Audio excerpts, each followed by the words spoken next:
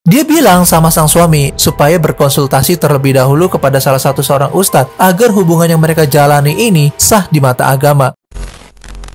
Setelah AA riset kasus ini, banyak ninggalin pertanyaan sih. Apa iya, kalau istri udah nggak disentuh selama 8 tahun, karena kerjaan di luar negeri itu udah nggak sah lagi ya? Sebelum menjawab semua pertanyaan itu, AA mau ngasih tahu dulu nih, kalau AA upload dari Selasa, Minggu jam 2:30 siang. Dan jangan lupa like, share, subscribe, serta nyalain tombol lonceng notifikasi, biar kalau ada video baru, kalian nggak akan ketinggalan. Nggak pakai lama, langsung aja kita gaskan ke case-nya. Sebelum lebih jauh masuk ke kronologinya ya, AA mau kenalin kalian sama seorang pria tampan dan gagah bernama Asni berusia 55 tahun.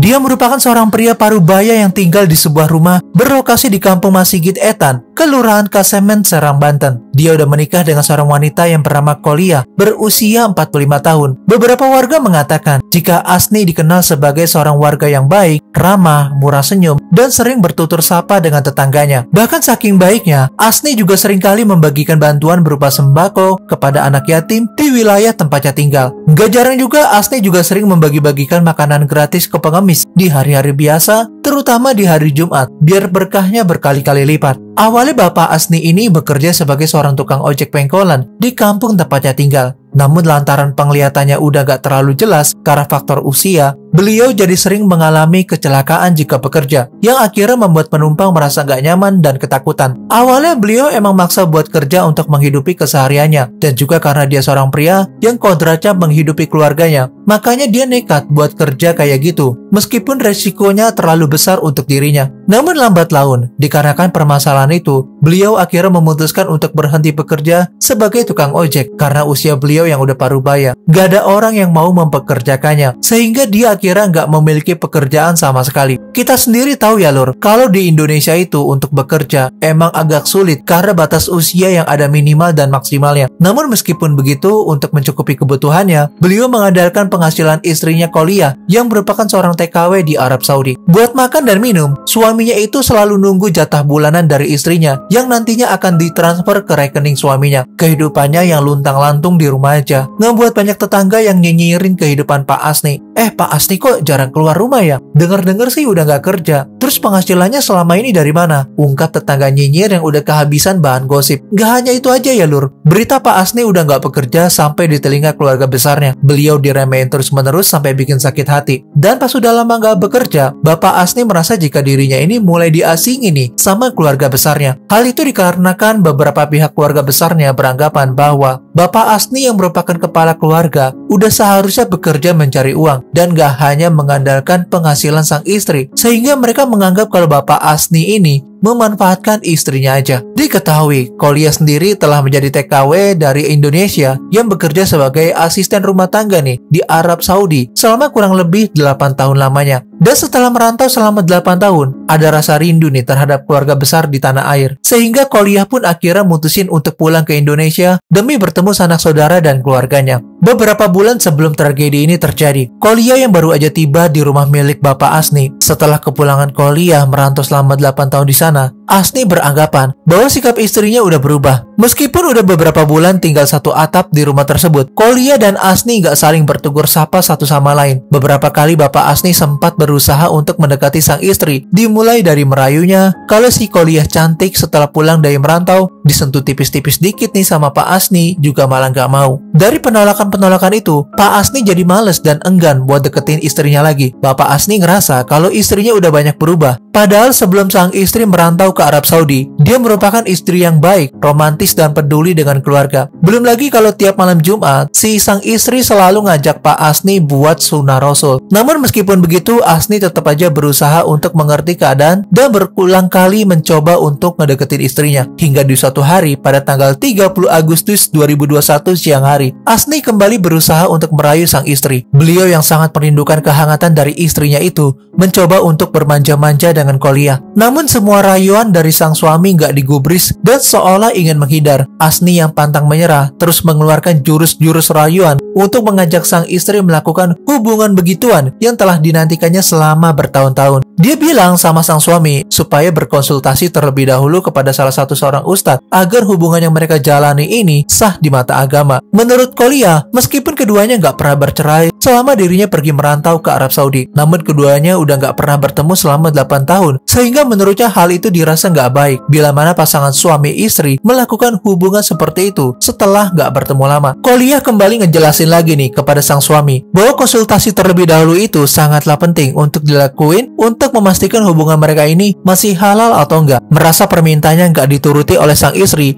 dan malah mendapatkan nasihat-nasihat, Asni seketika itu langsung murka. Dia langsung menjambak rambut sang istri, kemudian menyeretnya dan membenturkan kepala Qolia beberapa kali ke tembok rumah mereka. Mendapatkan perlakuan seperti itu, Qolia sempat memberontak dengan apa yang dilakuin sama suaminya. Namun secepat kilat, Bapak Asni kembali menyeret tubuh istrinya menuju ke dalam kamar. Di sana dia kembali menyiksa sang istri dengan memukul, menampar, dan yang paling terakhir adalah menggigit lengan Qolia hingga berdarah. Pertikaian suami istri itu pun menjadi semakin sengit dan kegaduhan mulai terdengar sampai keluar. Demi melepaskan gigi tersebut, Qolia terpaksa menjerat leher dari suaminya itu selama 15 menit lamanya. Namun cekikan itu malah berujung fatal. Dikarenakan kehabisan nafas, Asni malah mengembuskan nafas terakhirnya di tangan istrinya sendiri. Mengetahui sang suami telah kehilangan nyawanya, Qolia merasa panik serta ketakutan, sehingga dia pun mutusin untuk bersembunyi di dalam lemari baju yang ada di salah satu sudut rumah tersebut. Nah lur, pertengkaran suami istri yang begitu sengit tentu aja menimbulkan kegaduhan yang sempat terdengar sampai keluar rumah. Salah seorang tetangga dari Bapak Asni sempat ngedengar suara teriakan minta tolong sebanyak 3 kali nih yang berasal dari rumah itu. Namun ketika dia berlari menuju ke rumah Asni, salah seorang tetangga itu ngedapetin keadaan pintu rumah Asni yang ternyata sedang dalam kondisi terkunci dari dalam.